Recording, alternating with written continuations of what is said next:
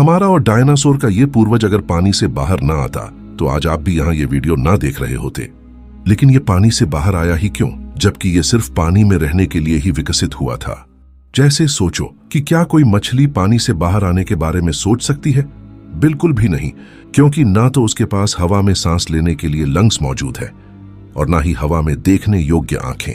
हालांकि आज की कुछ मछलियां पानी से बाहर आ सकती हैं, लेकिन आज की और तब की परिस्थितियों में जमीन आसमान का फर्क है।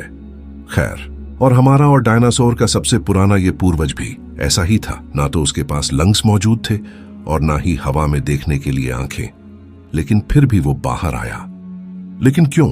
इसके पीछे वैज्ञानिकों ने सालों तक खोजबीन करके कई कारण बताए हैं। सबसे पहला कारण तो ये है कि हो सकता है कि वो शिकारी से बचने के लिए किसी दिन अनजाने में बाहर आ गया हो, जिसके बाद उसने हर बार ऐसा ही करना शुरू कर दिया हो, जिससे लाखों साल तक ऐसा ही करने से वो खुद ही बाहर के लिए भी विकसित होने लगा हो। और दूसरा कारण ये बताया गया है कि शायद पानी के अंदर खाने की कमी होने लगी हो, जिससे उसने बाहर से खाना लेने के बारे में सोचा हो। मतलब वो जैसे भी सोचा करते होंगे। और रिसर्च के अनुसार उनके छोटे से दिमाग में कोई तंत्रिका विकसित हो रही थी जो एक काम को बार बार दोहराने के लिए उनके दिमाग में हार्मोन रिलीज करती थी, जिससे वो शायद बार बार पानी से बाहर आने की कोशिश करने लगे। जबकि हमारे और डायनासोर के सबसे पुराने ये पूर्वज सिर्फ पानी में रहने के लिए ही बने थे। पानी से बाहर आने की इनको कोशिश भी नहीं करनी चाहिए थी।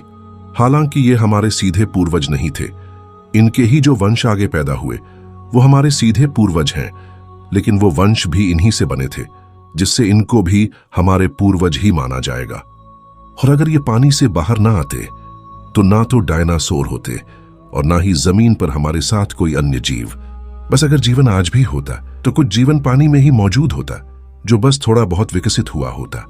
और सभी जीव आधे से ज्यादा पानी से मिलकर इसीलिए ही बने हुए हैं, क्योंकि जीवन पानी में ही बना था। और अगर जीवन पानी में ना बना होता तो शायद किसी भी जीव को पानी की आवश्यकता भी नहीं होती, या फिर तब जीवन होता ही नहीं। और अब हम फिर से वही सब कर रहे हैं।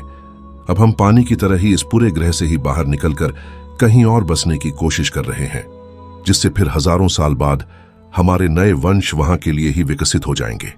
और फिर वहां से हम कहां निकलने की कोशिश करेंगे पता नहीं।